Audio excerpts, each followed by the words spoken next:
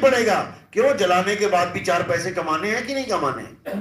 भाई किसी का बाबा मर गया काशी में, ठीक है, मर गया काशी में, चला गया स्वर्ग, अब अपनी लाश को ले जाके गांव में जला दो।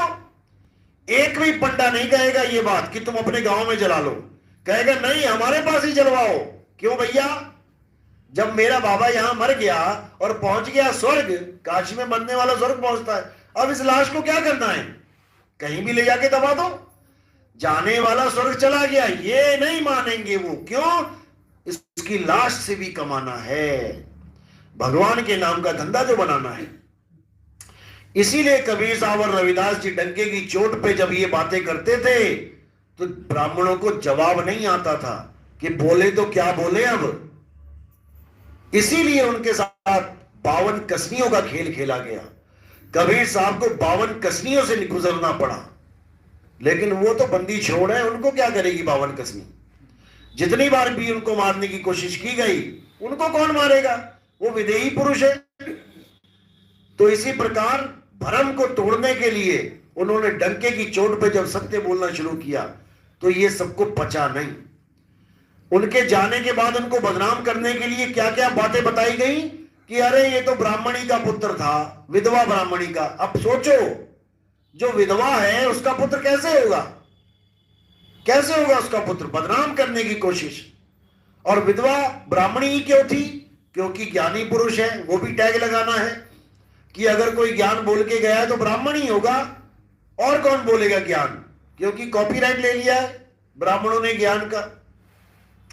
ये सब होता ही आया है, लेकिन आज तक कोई नहीं बता पाया कि कबीर साहब का गांव कौन सा था, उनकी मां का नाम क्या था, कौन सा उसका ब्राह्मणी का ससुर था, कौन उसका पति था। आज तक कोई नहीं बता पाया। क्यों? क्योंकि ऐसा कुछ था ही नहीं। बताएंगे कहां से? ये राज छुपा लिया गया, क्योंकि ये राज ही था।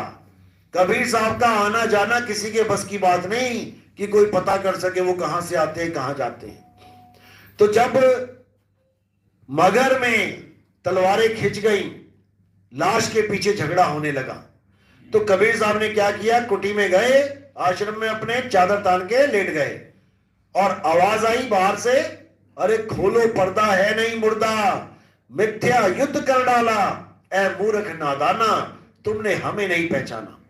आवाज सुन के जब दोनों अंदर गए तो देखा कि वहां पे फूल प्रकट थे।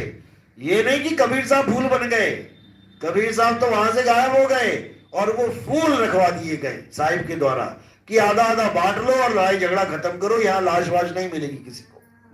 लेकिन कितने ही कबीरपंथी, नकली कबीरपंथी जो हैं, वो दुनिया में ये भरम फैलाते हैं, अरे वहां वो फूल नहीं थे, वहां वो अस्थियों वाले फूल थे जो हम फूल चुगने जाते हैं। किसी के मरने के बाद अस्थियां चुगने जाते हैं, उसको कहते हैं फूल चुगना। अब इन अकल के अंधों को इतना भी समझ में नहीं आ रहा कि वहां पर कोई बच्चे थोड़ी नहीं लड़ रहे थे कि तुमने टॉफी देके शांत कर दिया उसको। अरे वो राजा थे, राजा बघेल और बिजली खान पठान, और वो कोई प्लास्टिक की तलवारें लेके थोड़ी नहीं खड़े थे वहां पे, लोहे की तलवारें थी। और जब झगड़ा ही यही था कि जलाएंगे दफनाएंगे, तो वहां पे जला कैसे दिया? कैसे फूल बना दिए तुमने, वो हड्डियां बना दी वहां पे? झगड़ा ही यही था, एक लाश का झगड़ा था, वहां पे हजारों लाशें बिक जाती। लेकिन किसी कबीरपंथी के ये दिमाग में जा ही नहीं रहा है। क्यों? जैसा जिसको गुरु मिला वैसी उसकी बुद्धि। ये अधूरे गुरुओं के चक्कर में पड़े हुए हैं और पता नहीं क्या क्या कहानियां बना के सुना देते हैं, जबकि सत्य से कोई रूबरू नहीं है। लेकिन जब तुम्हारा विवेक जगेगा और तुम हर चीज को समझने लग जाओगे, तब कोई तुम्हें मूर्ख नहीं बना पाएगा। यही पहचान है विवेकी हंस की कि वो अपने विवेक पे भरोसा करता है। हां, जलाना तो किसी ने है उसका विवेक, बुझी हुई मोमबत्ती किसी से तो सहारा लेगी, लेकिन फिर वो खुद से प्रकाशित होती है, फिर वो सहारा नहीं लेती किसी का। एक बार लेगी वो मोमबत्ती किसी से सहारा, उसके बाद वो खुद प्रज्वलित होती है, उसका खुद का विवेक जग जाता है और वो खुद से मुक्त होती है। अप दीपो भवा इसीलिए बोला गया है कि तुम अपना प्रकाश स्वयं बनो, लेकिन किसी से तो लेना पड़ेगा ना। बिना गुरु के ज्ञान भी नहीं होता। इतना जानने के लिए कि अपना प्रकाश खुद बनो, ये भी तो किसी से सुन रहे हो ना, ज्ञान तो ये भी मिला है ना किसी से। इसी प्रकार गुरु तो धारण करना पड़ता है, लेकिन गुरु तुम्हें उड़ना सिखाता है, ना कि तुम्हें अपंग बनाता है। जो गुरु ये कहते बेटा मेरे बिना तेरा कल्याण नहीं होगा, मेरे बिना तू कहीं नहीं जा सकता, मैं ही तुझे लेके जाऊंगा सतलोक, समझ जाना उसने तुम्हें अपंग बना दिया, अब तुम चल नहीं सकते। लेकिन जब कबीर गुरु मिलता है तो क्या कहता है, बेटा तू खुद जाएगा वहां तक, ले तुझे मैं चाल देता हूं। कौन सी चाल देता हूं? विहंगम चाल। ऐसी चाल दूंगा कि काल तुझे पकड़ नहीं पाएगा। आप एक चिड़िया को पकड़ के दिखा दो, आप हर जानवर को पकड़ लोगे, एक चिड़िया को पकड़ के दिखाओ बिना जाल के। कोई कबूतर बैठा हो तुम उसको पकड़ के दिखा दो, कोई बाज बैठा है पकड़ के दिखा दो, छोटी सी चिड़िया 2 इंच की, उसको पकड़ के दिखा दो, उसके पास चाल है, विहंगम चाल है, तुम नहीं पकड़ पाओगे। इसी प्रकार काल भगवान से बचने का एक ही तरीका है, विहंगम चाल। अगर विहंगम चाल है तो काल भगवान कुछ नहीं कर सकता, अगर विहंगम चाल नहीं है तो फिर दोनों कान पकड़ के घसीटेगा और बचाने वाला कोई भी नहीं है। इसीलिए बोला ये धरती हांडी भई और ढकना भयो आकाश, 3 लोग ईंधन भये, अरे जीव को कहां निकास। सतगुरु हांडी फोड़ के ढकना दियो उघार, और सूरत चली सतलोक को, काल रहा झक मार। ये झक ही मारेगा, लेकिन अगर तुम्हारे पास विहंगम चाल है तो इसलिए कहीं पर भी अगर YouTube में या किसी भी गुरु के पास कोई जीव फंसा पड़ा है और नाभि पे ध्यान लगा रहा है, या गुरु की सूरत पे ध्यान लगा रहा है, या नाक पे ध्यान लगा रहा है, या त्रिकुटी में ध्यान लगा रहा है, या श्वासों में ध्यान लगा रहा है, या मंत्रों में ध्यान लगा रहा है, या किसी तीर्थ मुहूर्त में उलझा के रख दिया इन गुरुआ लोगों ने, अभी समय है मेरे भाई, जाग जाओ। एक भी गुरु तुम्हें बचा नहीं पाएगा, उसके सामने भी प्राण त्यागोगे वो कुछ नहीं कर पाएगा। गुरु की गोद में भी लेट के प्राण त्यागोगे वो तब भी तुम्हारा भला नहीं कर पाएगा, उसको पता भी नहीं लगेगा तुम गए कहां से, कौन से दरवाजे से निकल गए तुम। तो इन गुरुआ लोगों से बचना है और अपना दीपक खुद बनना है, ज्ञान सतगुरु से लेना है, लेकिन चाल तुमने खुद चलनी है।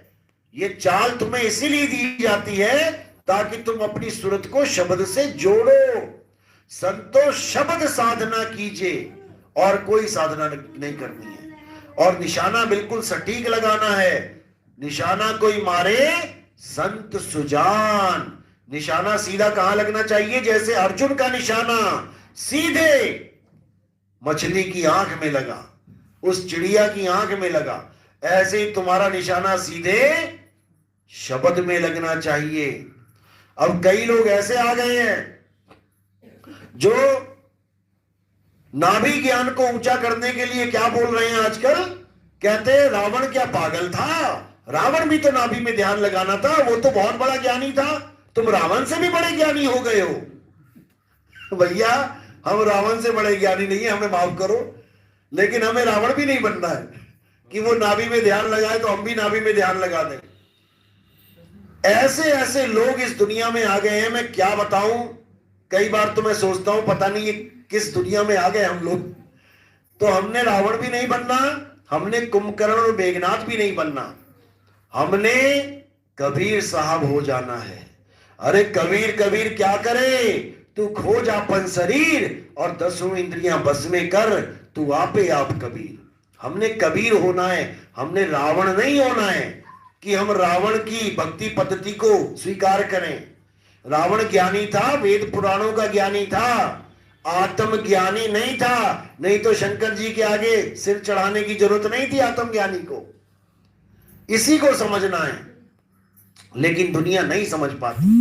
आत्मज्ञानी अपनी आत्मा में रमण करता है, आत्मज्ञानी किसी और की आस में नहीं बैठता है कि कोई आएगा मुझे पार कराएगा। आत्मज्ञानी उस कछुए की तरह हो जाता है जिसको इतना ज्ञान हो जाता है कि अगर मेरे ऊपर कोई विपत्ति आती है तो मुझे खुद में ही सिमट जाना है, यही मेरे बचाव का एकमात्र उपाय है।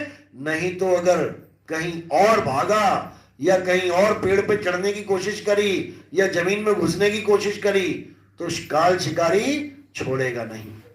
तो इसको अच्छी तरह समझना है, विहंगम चाल ही परमात्मा को पाने का एकमात्र रास्ता है और गुरु पे विश्वास ही विहंगम चाल पे विश्वास है। याद रखना, आप नितिन दास पे विश्वास करते हो, मैं तब मानूंगा जब तुम विहंगम चाल पे विश्वास करते हो। तुम नितिन दास पे विश्वास कर रहे हो और विहंगम चाल पे विश्वास नहीं कर रहे हो तो तुम मुझ पे विश्वास नहीं कर रहे हो, क्योंकि मैं यहां पे चाल ही तुम्हें विहंगम देने आया हूं, इसके अलावा और कोई चाल तुम्हें दी भी नहीं जाएगी। तो इसलिए भले मुझ पे विश्वास मत करना, लेकिन विहंगम चाल पे पूर्ण विश्वास रखना। इसी को साहिब ने बोला है, कहे कबीर सुनो भाई साधो, मैं तो हूं विश्वास में लेकिन किसी और पे विश्वास नहीं करना है, विहंगम चाल पे विश्वास करना है, क्योंकि सतगुरु के लक्षण ही यही है। सतगुरु के लक्षण कहूं, अचल विहंगम चाल, हम अमरापुर ले गए ज्ञान सबद सरकार। बस इसी को समझना है, इसके अलावा सब झूठ है। ना तो कोई गुरु बचाने आएगा, ना कोई चेला बचेगा। तो आज का सत्संग यही समाप्त करते हैं। नाम दीक्षा वाले हाथ खड़ा करो जो प्रथम दीक्षा लेने आए हैं। बहुत अच्छी बात है, आप लोग पूरी अच्छी तरह ज्ञान समझ रहे हैं, हाथ नीचे कर लो। दूसरी दीक्षा वाले कौन है जो दूसरी दीक्षा लेने आए हैं नंबर 2 की? चलो कोई बात नहीं। तो ऐसा करो, अब नाम दीक्षा का सामान आगे करिए, चरणामत दो इनको, जो नाम दीक्षा लेने आए हैं उनको चरणामत दो और मेरे पास भेजो। बोले सतगुरु बंदीश्वर सतगुरु सत्य कबीर साहिब की सदा ही जय हो। सतनाम साहिब बने।